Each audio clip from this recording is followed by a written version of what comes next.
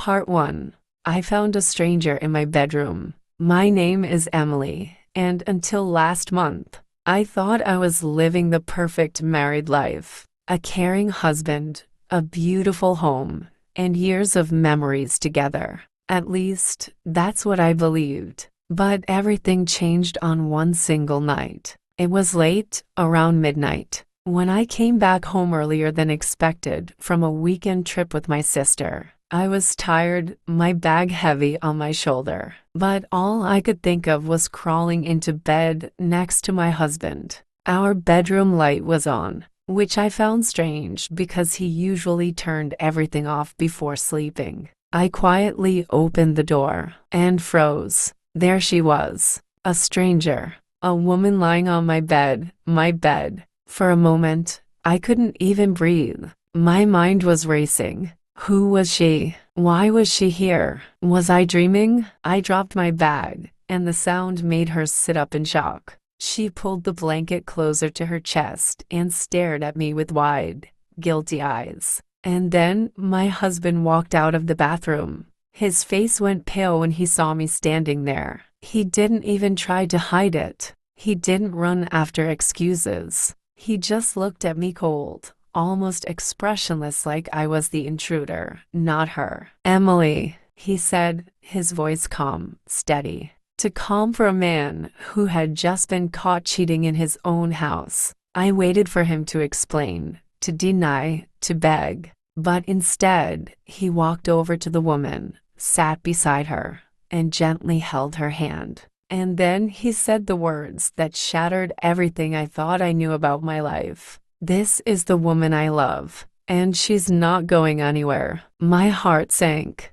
I felt like the ground beneath me had disappeared. But what he said next was even worse. Part 2. He chose her over me. When those words left his mouth, "This is the woman I love," I felt my chest tighten. My husband, the man I had trusted for years, wasn't even sorry. He wasn't scared of losing me. He wasn't ashamed. He was proud. I stood there frozen, staring at the two of them sitting side by side on my bed, as if I was the outsider in my own home. My hands were shaking. My voice cracked when I finally managed to whisper, "How long?" He didn't flinch. He didn't look away. He simply said, 2 years. 2 years. 2 years of lies. 2 years of late-night business. Trips. 2 years of me believing he was tired from work, when in reality, he was spending his energy on her.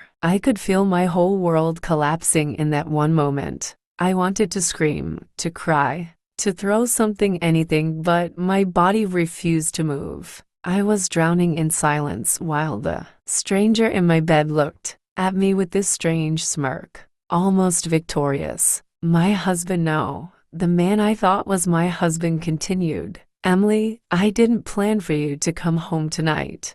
But maybe it's better this way. You deserve the truth. I don't want to keep living a double life." Tears blurred my vision, but I forced myself to speak. "You're leaving me for her." He didn't hesitate. "Yes." That one word felt like a knife. No explanation, no apology, just yes. I wanted to collapse on the floor, but my pride kept me standing. My voice rose, trembling with anger.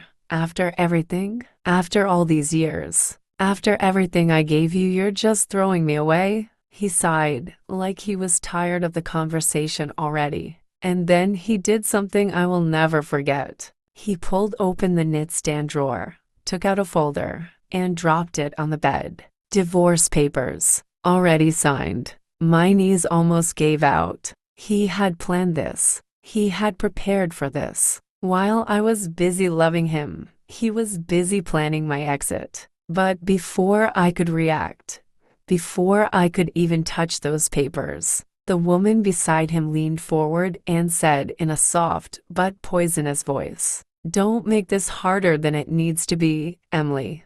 He's mine now." Her words burned into my skin. My world went dark. I could barely breathe. But here's the thing. When you hit rock bottom, something inside you shifts. And in that moment, through my pain, I felt something else rising in me. Not weakness, not fear, revenge. And the way I decided to take it would change everything. Part 3, My Revenge Begins. I didn't scream that night. I didn't throw the papers. I didn't beg him to stay. Instead, I smiled. It shocked them both. My husband now, ex-husband-to-be, looked confused, and his mistress tilted her head like she was trying to read my mind. They were expecting tears. They were expecting me to fall apart. But I refused to give them that satisfaction. Fine, I said quietly. If this is what you want, then so be it. I picked up the folder with the divorce papers,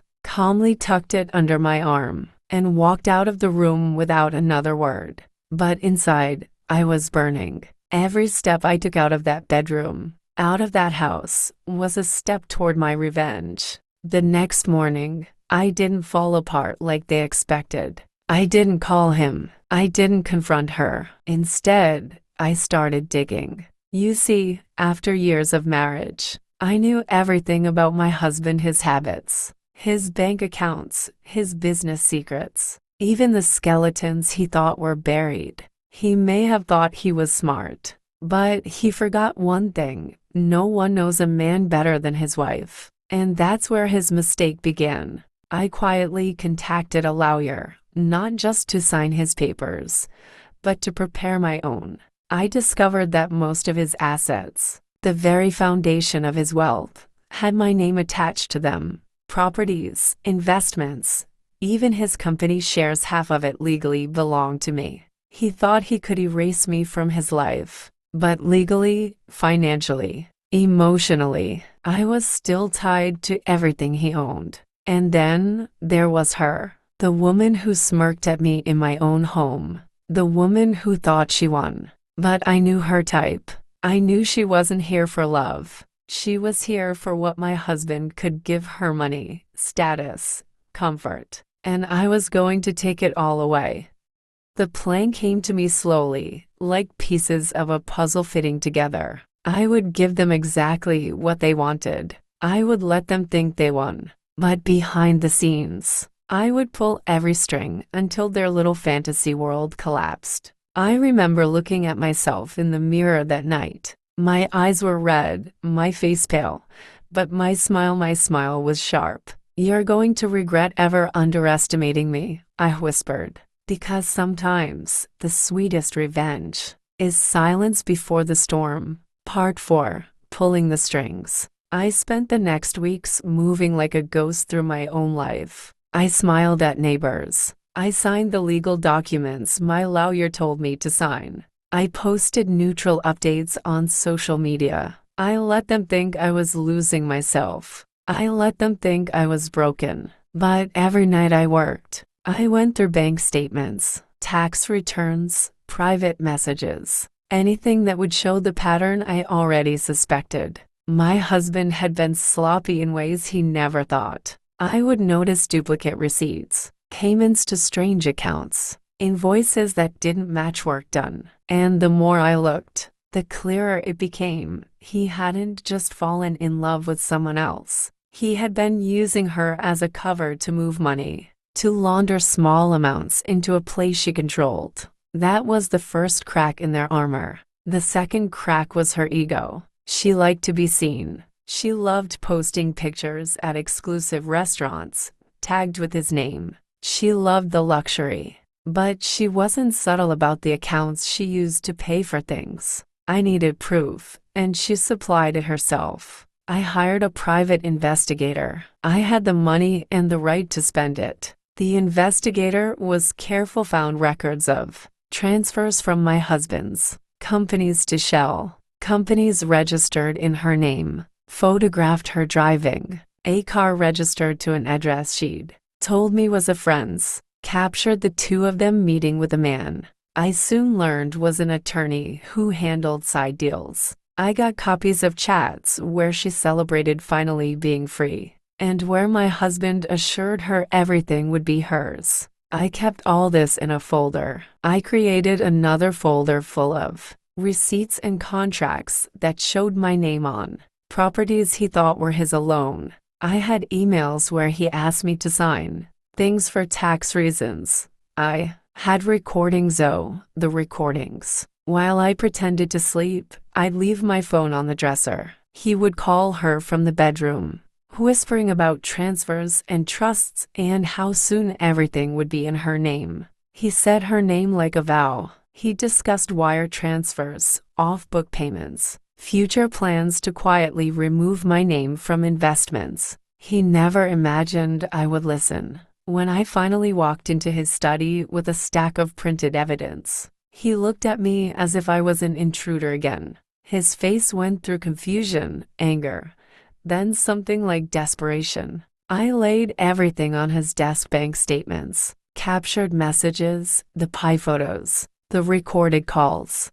The silence that followed was louder than any argument. "You think this proves something?" He sneered, but even his voice shook. "It proves you plan to erase me," I said. "It proves you used our life as a ledger to hide what you were doing. It proves she was never your love. She was your partner in crime." I could see the color drain from his mistress's face when I confronted her the next day. She came to my house expecting to gloat, to throw salt into the wound. Instead, I served her coffee like I had always done when she came before, calm, polite, then slid a copy of the pie report and the bank traces across the table. "You built this with him," I said quietly. "You're going to lose everything." Her smile flickered. For the first time, she was unsure. I watched the playbook flip in her mind: panic, bargaining, then anger. She lashed out, tried to charm me,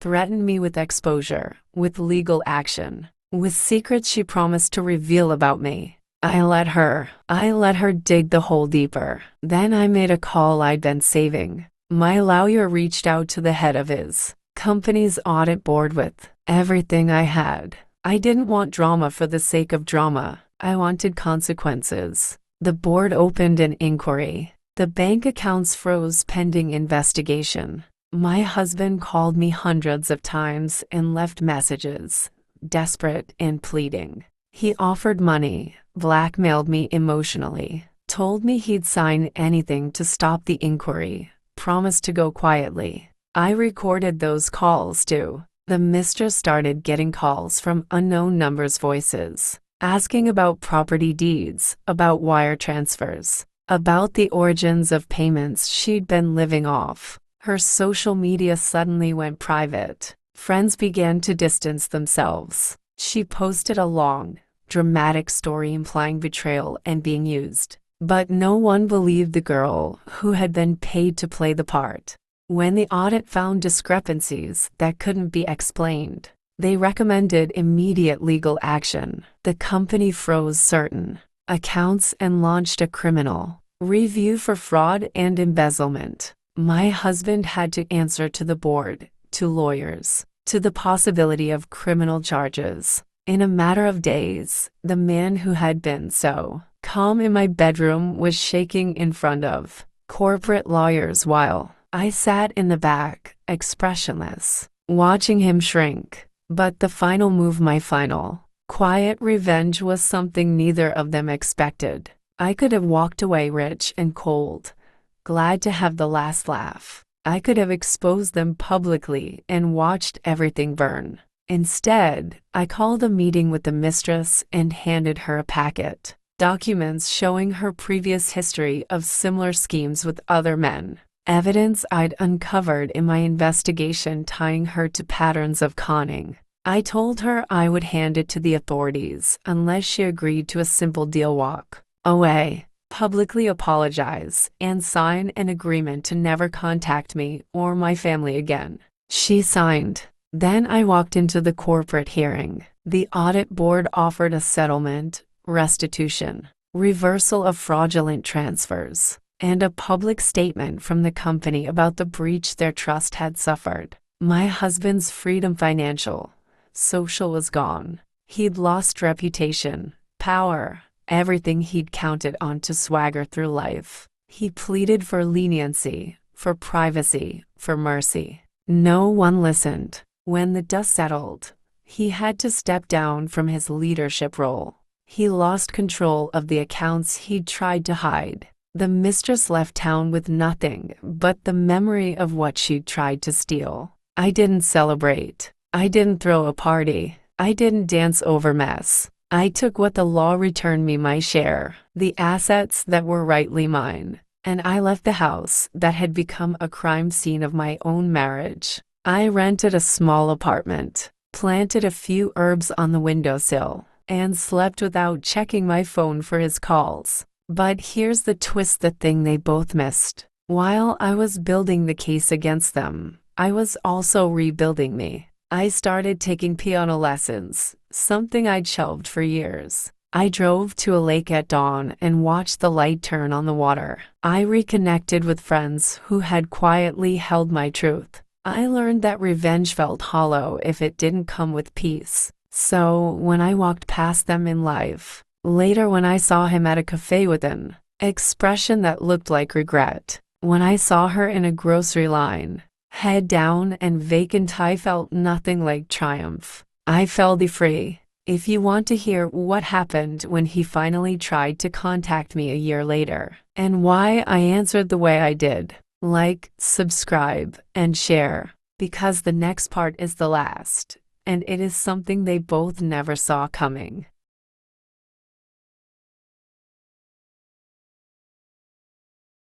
Hey guys, if you really enjoy watching my videos and want me to post such type of content daily, then please like, subscribe, and share the channel. I love you so much. Please show love.